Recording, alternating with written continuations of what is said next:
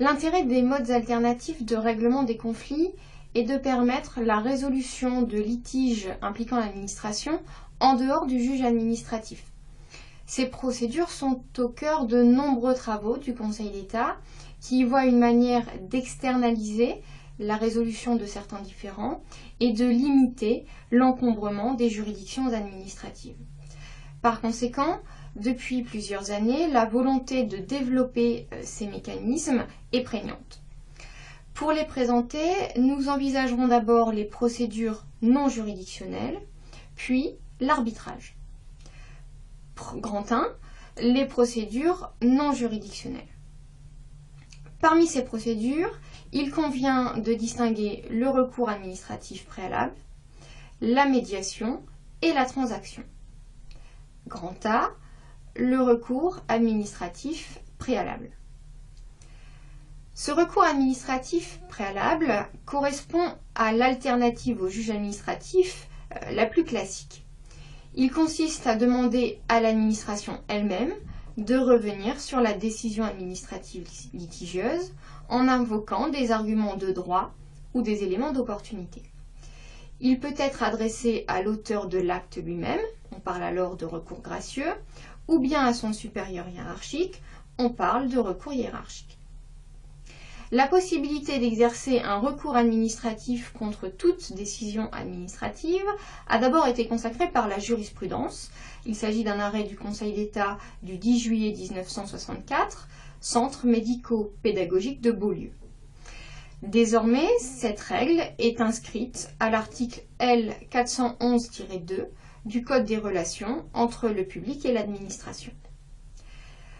Ce même article rappelle également que le recours administratif doit être intenté dans le délai de recours contentieux et si tel est le cas, ce délai de recours contentieux se trouve prorogé. Ainsi donc, l'introduction d'un recours administratif ne fait pas perdre à l'administré la possibilité de recourir au juge administratif. Plus précisément, le délai de recours contentieux ne recommence à courir à l'égard de la décision initiale que lorsque l'administration s'est prononcée sur le recours administratif et qu'elle l'a rejeté. Le Code précise d'ailleurs que le silence gardé par l'administration sur un tel recours administratif vaut décision de rejet. Peu coûteuse pour les administrés, ce recours permet à l'administration de rectifier par elle-même ses décisions illégales. Il constitue donc une procédure efficace qui permet de désamorcer un certain nombre de litiges et d'éviter une action contentieuse. C'est pourquoi cette phase dite pré-contentieuse a été imposée dans de nombreux domaines sous la forme de ce qu'on appelle les recours administratifs préalables obligatoires. Une étude du Conseil d'État en 2008 en a dénombré 140 et a même préconisé d'en créer de nouveaux. Pour donner quelques exemples de ces rapports, on peut citer les litiges qui sont relatifs à l'établissement et au recouvrement de l'impôt. C'est également le cas pour les litiges relatifs au refus de visa d'entrée en France. C'est le cas aussi des litiges relatifs aux décisions concernant le revenu de solidarité active. C'est encore le cas des litiges concernant les refus de communication de documents administratifs. Enfin, dernier exemple, c'est aussi le cas des litiges relatifs à la situation personnelle des militaires. Dans toutes ces hypothèses, l'administré ne peut pas saisir le juge administratif sans avoir auparavant intenté un recours administratif. S'il ne respecte pas cette obligation, son recours juridictionnel est irrecevable. Et le Conseil d'État a précisé que cette irrecevabilité est opposée même si un recours administratif a été intenté contre la décision litigieuse par un autre administré. Par ailleurs, il est prévu à l'article L. 412-7 du Code des relations entre le public et l'administration que la décision qui est prise à la suite d'un rapport se substitue nécessairement à la décision initiale et qu'elle est donc seule susceptible d'être contestée devant le juge administratif. En dehors de ces principes communs, les modalités de mise en œuvre des différents recours administratifs préalables obligatoires sont variables d'un domaine à l'autre. Nous envisagerons que 2 exemples. Le premier est celui applicable aux militaires et qui résulte de la loi du 30 juin 2000. Le principe du rapport pour les militaires est aujourd'hui énoncé à l'article R 4125-1 du Code de la Défense. Sont toutefois exclus du champ de ce recours obligatoire les actes qui concernent le recrutement et l'exercice du pouvoir disciplinaire à l'égard des militaires. Autrement dit, donc, le rapport couvre les actes qui concernent par exemple la nomination, l'avancement, la notation ou encore la mutation. Il impose à l'agent qui souhaite contester une telle décision de saisir la commission des recours des militaires dans un délai de 2 mois à compter de la notification de la décision litigieuse. La commission est alors chargée d'instruire le dossier et d'émettre un avis qui est ensuite transmis au ministre de la Défense, qui reste compétent pour se prononcer sur ce recours administratif. Le second exemple envisagé ici est celui qui concerne le refus de communication des documents administratifs. Lorsqu'un administré se heurte à un tel refus, il doit, avant toute saisine du juge administratif, s'adresser à la commission d'accès aux documents administratifs qui a la qualité d'autorité administrative indépendante. Celle-ci va émettre un avis qui est notifié à l'intéressé et à l'administration mise en cause. Et cette administration mise en cause dispose, à partir de la réception de l'avis, d'un délai d'1 mois pour faire connaître la suite qu'elle entend donner au recours administratif intenté par l'administré. Le bilan de ces recours administratifs préalables obligatoires doit être nuancé. Ils permettent incontestablement d'accélérer la résolution de certains litiges et de diminuer le nombre d'actions contentieuses déposées devant le juge administratif. Cependant, des inconvénients persistent. En effet, si l'administration ne se livre pas à un examen effectif du recours administratif, les rapports se transforment finalement en une procédure inutile qui retarde l'accès au juge administratif. Et par ailleurs, le deuxième inconvénient, c'est que ces recours obligatoires sont parfois dangereux pour l'administré lui-même, puisqu'ils entraînent des risques d'irrecevabilité de la requête déposée devant le juge administratif. Grand B, la médiation. La médiation est un processus par lequel 2 ou plusieurs parties tentent de parvenir à un accord en vue de la résolution de leur litige avec l'aide d'un tiers, qui est le médiateur, qui est soit choisi par les parties, soit désigné par une juridiction. Afin de favoriser l'utilisation de ce mécanisme en matière administrative, la loi du 18 novembre 2016 de modernisation de la justice du XXIe siècle a inséré dans le Code de justice administrative un chapitre consacré à la médiation.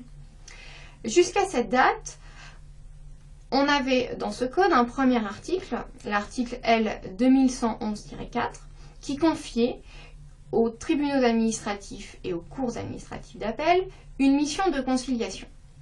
On trouvait également un article R 621-1 qui prévoyait que l'expert désigné par le juge administratif pouvait se voir confier une mission de conciliation.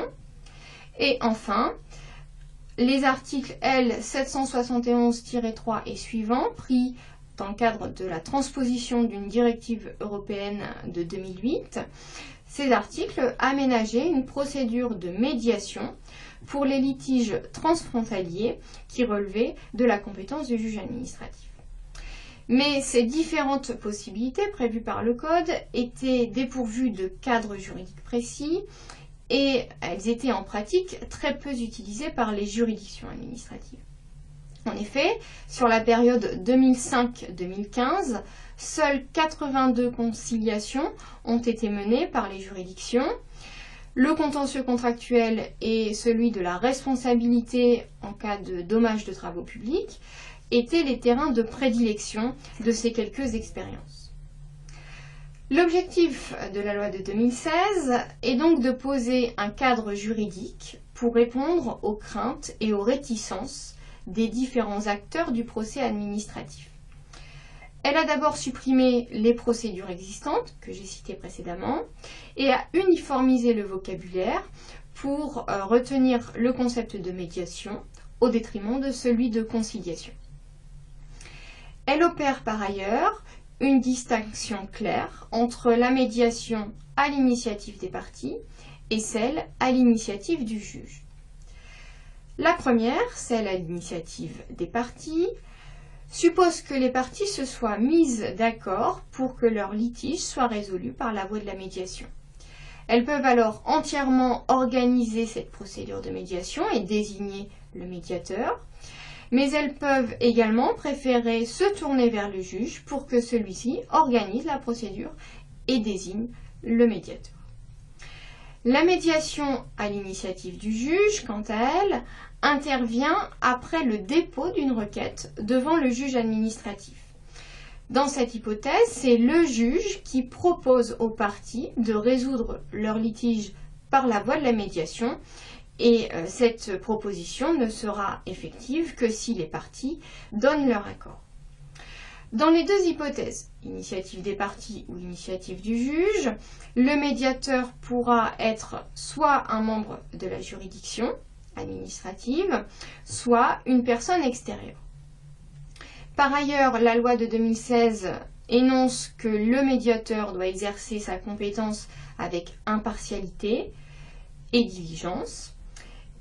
Il est également prévu que les échanges qui se nouent entre les parties devant le médiateur sont soumises au principe de la confidentialité.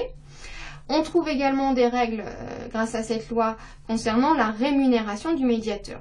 Car en effet, c'est bien là d'ailleurs sans doute le frein essentiel au développement de cette alternative au juge administratif, c'est que la médiation a un coût pour les parties.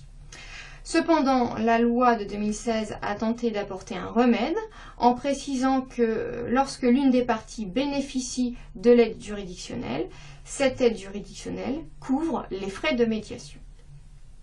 D'autres éléments ont également été affirmés par la loi pour lever les obstacles au développement de la médiation.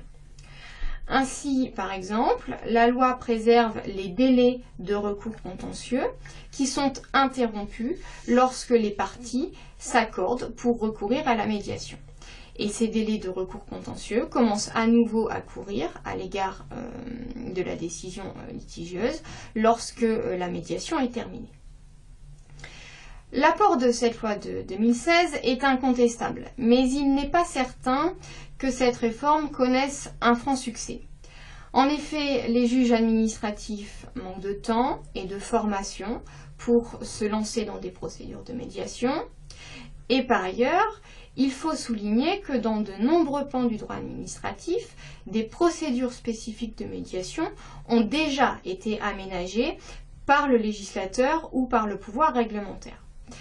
En matière contractuelle, par exemple, l'article 142 du décret du 25 mars 2016 relatif au marché public reprend une hypothèse posée antérieurement. Il s'agit, lorsqu'il y a un litige concernant l'exécution d'un contrat public, de permettre aux parties de recourir soit au médiateur des entreprises, soit au comité consultatif de règlement amiable des différends. Autre exemple, en matière de santé, les commissions régionales de conciliation et d'indemnisation des accidents médicaux, ce qu'on appelle les CRCI, sont chargées de faciliter le règlement amiable des litiges relatifs aux accidents médicaux entre les usagers et les professionnels de santé, cette compétence étant prévue par le Code de la santé publique. Enfin, dernier exemple, c'est bien sûr le défenseur des droits, qui a été créé par la loi constitutionnelle de 2008. Il a pour mission de défendre les droits et libertés des citoyens dans leurs relations avec l'administration. Et parmi les pouvoirs dont il dispose, il y a celui de procéder à des résolutions amiables des différends en recourant éventuellement à la médiation. Ce défenseur des droits peut aussi proposer aux parties de conclure une transaction. Et donc on en vient à cette dernière hypothèse, grand C, donc la transaction. La transaction est définie par l'article 2044 du Code civil comme, je cite, « un contrat par lequel les parties, par des concessions réciproques, terminent une contestation née ou préviennent une contestation à naître. » Aucune disposition n'interdit aux personnes publiques de recourir à la transaction. Cependant, l'article 2045 du Code civil prévoit que les établissements publics de l'État ne peuvent transiger qu'avec l'accord express du Premier ministre. De même, en vertu du Code général des collectivités territoriales, l'exécutif de ces collectivités ne peut transiger qu'avec l'accord de l'Assemblée délibérante. En pratique, la transaction se rencontre principalement en responsabilité administrative, contractuelle ou extra-contractuelle. En revanche, les questions qui touchent à l'ordre public, tel est le cas notamment du domaine de la police administrative, ne peuvent pas faire l'objet d'une transaction. Pour inciter les diverses administrations à y recourir, plusieurs circulaires relatives au développement du recours à la transaction ont été prises. Il y a par exemple une circulaire du 6 février 1995 et une autre plus récente du 6 avril 2011. Une fois que la transaction est conclue entre les parties, se pose la question de la portée du contrat de transaction. En vertu de l'article 2052 du Code civil, le contrat a entre les parties l'autorité de la chose jugée en dernier ressort et il est exécutoire de plein droit. Par conséquent, toute action engagée sur le même litige devant le juge administratif sera irrecevable. Si la transaction est conclue alors qu'une requête avait déjà été déposée, le juge prononcera un non-lieu à statuer. Cela ne signifie pas pour autant que le juge administratif n'a aucun rôle à jouer en la matière.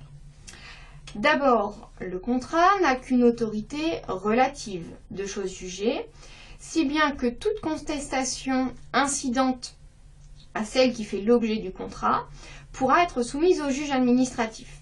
Cela résulte d'un arrêt du Conseil d'État du 30 janvier 2008, Ville de Paris. Ensuite, le juge peut être saisi lorsqu'il y a des difficultés concernant l'exécution de la convention de transaction. Et enfin, le Conseil d'État a admis que le juge administratif peut dans certains cas être saisi d'une demande d'homologation de la transaction. Il s'agit ici d'un avis rendu par le Conseil d'État du 6 décembre 2002, syndicat intercommunal des établissements du second cycle, du second degré, les Roses. Il résulte de cet avis que la procédure d'homologation est d'abord possible lorsque le juge avait été saisi du litige avant l'intervention de la transaction. Dans ce cas, le juge peut donc être saisi de conclusion à fin d'homologation et s'il refuse l'homologation, il doit trancher le litige dans la mesure où il en avait été saisi. Ceci résulte d'un arrêt du Conseil d'État du 10 février 2014, Société anonyme Gessina. En revanche, lorsque la transaction intervient indépendamment de toute action contentieuse déposée devant le juge administratif, les conclusions à fin d'homologation déposées a posteriori ne sont pas, en principe, recevables. L'objectif de cette solution est bien sûr de préserver l'intérêt de ce mode alternatif de jugement, qui est d'éviter l'intervention du juge dans la résolution du conflit. Toutefois, il existe des exceptions liées à l'intérêt général.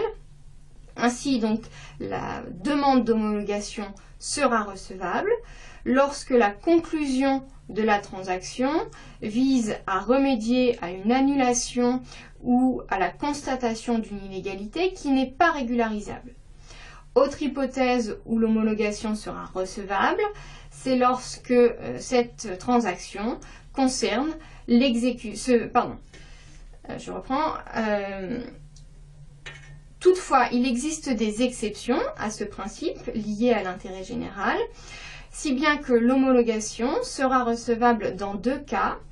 Le premier cas, lorsque la conclusion de la transaction vise à remédier à une annulation ou à la constatation d'une illégalité qui n'est pas régularisable. Et la deuxième hypothèse, c'est lorsque l'exécution de la transaction se heurte à des difficultés particulières.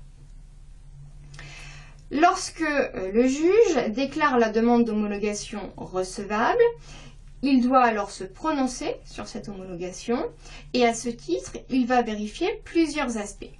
Il vérifie d'abord le consentement des parties, il vérifie ensuite la licéité de l'objet de la transaction. Il s'assure par ailleurs que la transaction ne constitue pas une libéralité pour la collectivité publique et qu'elle ne méconnaît pas d'autres règles d'ordre public. Le refus d'homologuer, qui entraîne donc la nullité de la transaction, est une décision juridictionnelle qui va donc pouvoir être contestée en appel ou en cassation. Cela a été posé par un avis du Conseil d'État du 4 avril 2005, l'avis Société JPR Ingénierie. Deuxièmement, grand 2, donc l'arbitrage. L'arbitrage se différencie des procédures précédentes dans la mesure où il correspond à un mode juridictionnel de résolution des conflits, mode juridictionnel par lequel un ou plusieurs arbitres vont être chargés par les parties de trancher leur litige. Il n'en demeure pas moins qu'il s'agit bien d'une procédure alternative à la saisine du juge administratif. Cependant, en droit administratif, l'arbitrage a une place très limitée dans la mesure où il existe un PGD qui interdit aux personnes publiques de recourir à l'arbitrage. Ce PGD a été énoncé par le Conseil d'État dans un avis du 6 mars 1986, avis Eurodisney. La même interdiction figure également à l'article 2060 du Code civil. Cette interdiction repose sur l'idée qu'il serait paradoxal que l'État puisse se soustraire à ses propres juridictions étatiques. Toutefois, compte tenu de l'essor de l'intervention des personnes publiques dans le monde des affaires, plusieurs dérogations ont été apportées à cette interdiction. D'abord, certaines personnes publiques, nommément désignées, ou certaines catégories de personnes publiques, ont été autorisées à recourir à l'arbitrage. C'est le cas par exemple pour la SNCF, qui a été autorisée en vertu d'une loi du 30 décembre 1982. Et plus généralement, différents EPIC ont reçu également cette autorisation. Ensuite, l'autorisation de recourir à l'arbitrage peut parfois être donnée pour certains types de litiges, cette fois donc indépendamment de la personne publique en cause. Par exemple, la loi du 19 août 1986 admet l'arbitrage pour les litiges qui sont relatifs à l'exécution de contrats conclus entre des collectivités publiques et des sociétés étrangères pour la réalisation d'opérations d'intérêt national. Depuis 2001, toutes ces dérogations au principe d'interdiction sont recensées à l'article L. 311-6 du Code de justice administrative. Il en résulte que tout arbitrage qui intervient en dehors de ces différentes dérogations est nul. Concernant le régime de l'arbitrage, donc lorsque celui-ci est possible, la procédure applicable devant l'arbitre est déterminée par les parties ou par l'arbitre. La sentence arbitrale qui va être rendue correspond à une décision juridictionnelle qui est donc revêtue de l'autorité de la chose jugée. Cependant, cette sentence arbitrale n'a pas force exécutoire. Par conséquent, Les parties doivent s'adresser au juge administratif, en principe au tribunal administratif, dans le cadre d'une procédure dite d'exéquatur. Ceci ayant été posé par le Conseil d'État par un arrêt du 19 avril 2013, syndicat mixte des aéroports de Charente. Par ailleurs, la sentence arbitrale étant une décision juridictionnelle, elle est susceptible d'appel devant le Conseil d'État. La compétence et le contrôle du Conseil d'État sont toutefois limités lorsqu'il s'agit d'un arbitrage international et le Conseil d'État a précisé les choses sur ce sujet dans un arrêt récent du 9 novembre 2016, Société Fosmax LNJ. Pour conclure sur ces modes alternatifs de jugement, on notera que le juge administratif a vocation à intervenir pour la plupart d'entre eux, ce qui oblige à relativiser l'idée selon laquelle les modes alternatifs de jugement permettent de résoudre des litiges en dehors de l'intervention du juge administratif.